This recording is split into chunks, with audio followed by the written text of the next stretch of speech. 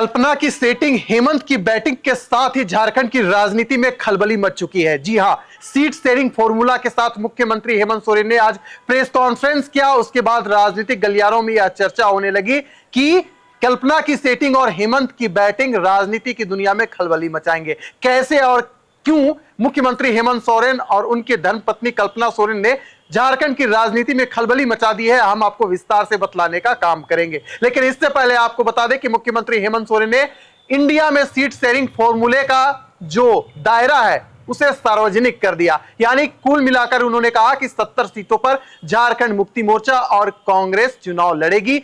बाकी जो 11 सीटें बचे हैं उसमें आरजेडी और वाम दल चुनाव लड़ेगी। फिर क्या, कहावत जो है कि कल्पना की सेटिंग और हेमंत की बैटिंग ने खूब सुर्खियां बटोरने का काम किया। हमारे सहयोगी निरंजन जी और उदय चौहान इस वक्त हमारे साथ मौजूद हैं। झारखंड की बहुत बड़ी खबर आ रही है। जैसे जैसे चुनाव की तारीख का ऐलान हुआ उसके बाद से जो राजनीतिक रंग है वह चढ़ना शुरू हो चुका है। तो हम सीधे, निरंजन जी, सवाल मेरा आपसे रहेगा कि मुख्यमंत्री हेमंत सोरेन की बैटिंग और कल्पना की सेटिंग ने राजनीतिक दुनिया में, खास कर झारखंड की राजनीति में खलबली मचा कर रख दी है, जिसके कारण खुद बाबूलाल मरांडी से लेकर राहुल गांधी सभी सोच में पड़ चुके हैं। आखिर क्या, बताइए विस्तार से।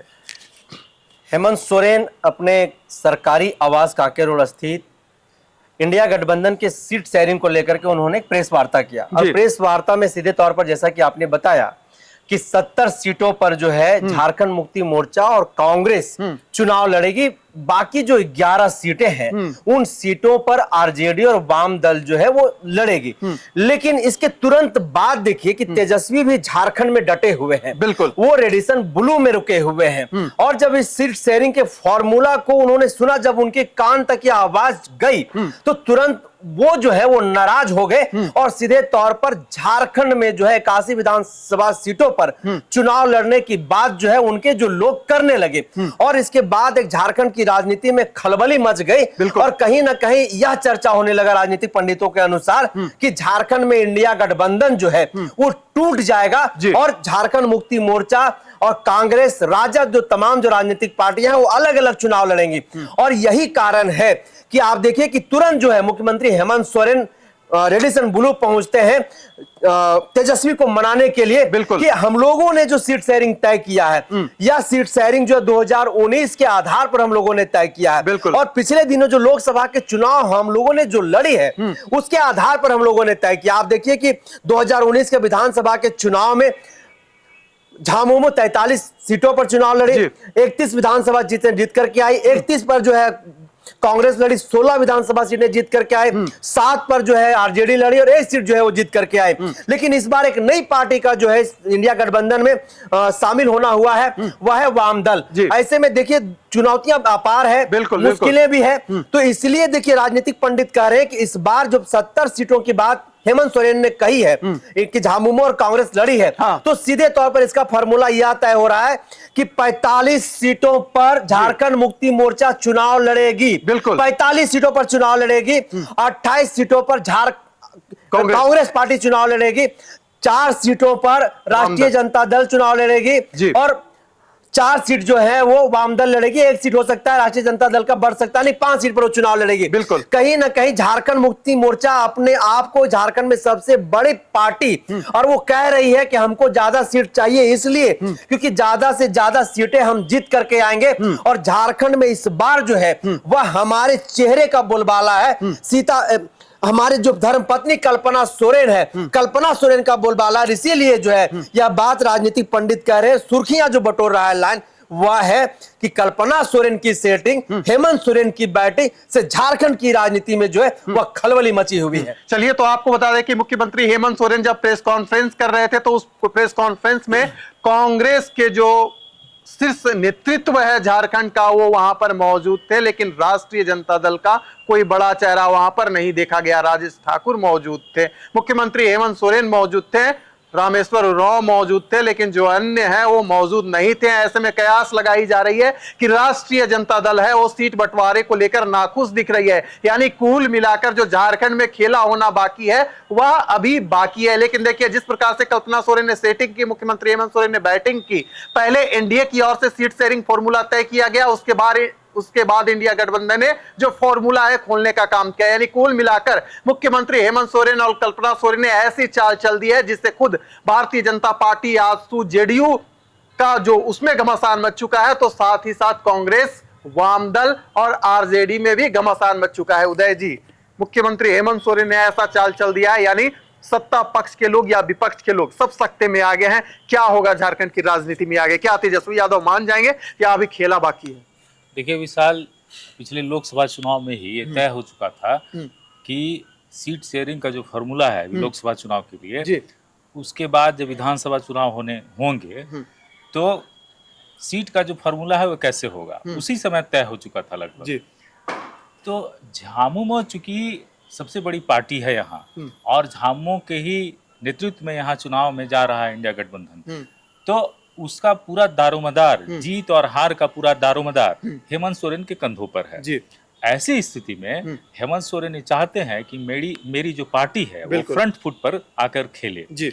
और अगर वो ज्यादा सीटों की मांग करते हैं इंडिया गठबंधन में तो उसमें कोई अतिशयोक्ति नहीं है। इसका वजह ये भी है कि हेमंत सोरेन हो चाहे कल्पना सोरेन, आप शुरू से देख लिए एनडीए के खिलाफ जो सबसे ज्यादा अटैकिंग है बिल्कुल वो ये दोनों है जी। और शुरू से ही चाहे जेल जाने का मामला हो, उसके बाद कल्पना सोरेन के आने का मामला हो, चाहे मैया समान योजना हो, किसी भी कार्यक्रम में आप देखिए जिस तरह से अटैकिंग होकर और जिस तरह से आक्रामक रुख अपनाकर हेमंत सोरेन आगे बैटिंग कर रहे हैं और कल्पना सेटिंग कर रही हैं अंदर खाने सारे नेताओं से, लीडर से, उससे आप ये समझ सकते हैं कि जेएमएम 45 सीटों से कम में मानने को तैयार नहीं है और वो चाहता है कि ज्यादा से ज्यादा सीटों पर जीत कर आए। इसमें और भी कई दाव पेच है। आप पिछले दिनों जो एक बैठक हुई थी कांग्रेस की, तो उसमें जो मीर हैं जो यहाँ के प्रदेश प्रभारी हैं, उन्होंने कह दिया था कि अगर कांग्रेस के लोग पूरे दमखम से काम करते हैं और अगर ज्यादा सीट लेकर आते हैं तो हो सकता है कि सीएम का चेहरा रोटेशनल हो। तो ये सब बातें जो है पॉलिटिकल बातें जो गलियारे में होती हैं, चाहे मीडिया में आती है, तो ये भी दिमाग में रहता है। उदय जी, हम आपको रोकना चाहेंगे और आपसे हम, क्योंकि देखिए जब मुख्यमंत्री हेमंत सोरेन प्रेस वार्ता कर रहे थे उसमें गुलाम अहमद मीर भी मुख्यमंत्री हेमंत सोरेन के साथ मौजूद थे, राजेश ठाकुर वहां पर मौजूद थे, यानी कांग्रेस और जेएमएम के जो कार्यकर्ता है या यूं कह ले कि जो शीर्ष नेतृत्व है वो वहां पर मौजूद था। और ठीक उसके बाद मुख्यमंत्री हेमंत सोरेन ने ऐलान किया था, यानी कि 70 सीट जेएमएम कितने सीटों पर लड़ेगी, कांग्रेस कितने सीटों पर लड़ेगी, राजद कितने सीटों पर लड़ेगी या वामदल कितने सीटों पर लड़ेगी, या खुलासा नहीं हो पाया था। हालांकि जो स्रोत कहता है, निरंजन जी ने जैसा बताया वह जग जाहिर किया, क्या उसके बाद नाराजगी सामने आई? यही कारण है कि जो मुख्यमंत्री हेमंत सोरेन ने सीधे रेडिएशन ब्लू पहुंचते हैं और वहां जाकर राहुल, जो कांग्रेस के शीर्ष नेतृत्व है और राजद का जो शीर्ष नेतृत्व है, उससे जाकर वहां पर मुलाकात करते हैं। क्या इसके पीछे भी अभी राजनीति छिपी हुई है, कुछ बड़ा होने वाला है, क्या संकेत मिल रहे हैं? देखिए, कांग्रेस और जेएमएम दोनों साथ में है जी। आप बॉडी लैंग्वेज से समझ सकते हैं, दोनों नेता साथ हैं। रहा सवाल जदयू का और वाम दल का, तो मामला राजद का और माले का या जो वाम दल है उनका, बिल्कुल, तो मामला वहीं अटक रहा है कि राजद चाहती है ज्यादा से ज्यादा सीटों पर चुनाव लड़े हम, बिल्कुल, और वाम दल भी चाहते हैं ज्यादा से ज्यादा सीटों पर चुनाव लड़े हम। तो राजद को या तेजस्वी को समझाने के लिए ही गए थे वो चाहते हैं कि जो वोट बैंक है, चूंकि जो भी वोट बैंक है, जेएमएम हो, कांग्रेस हो, राजद हो, वाम दल हो, उनका लगभग एक है। वो नहीं चाहते हैं कि इस वोट बैंक में कोई सेंध लगा पाए। तो इसी को संज्ञान में लेते हुए, इसी मामले को समझते हुए, अभी राजनीतिक जो मामला है उसको समझते हुए हेमंत सोरेन गए थे उनको समझाने के लिए, ताकि वो एकजुट दिखाना भी चाहते हैं कि हमारा जो इंडिया गठबंधन है एकजुट है और हम लोग एनडीए को हराने के लिए पूरी तरह से तैयार हैं।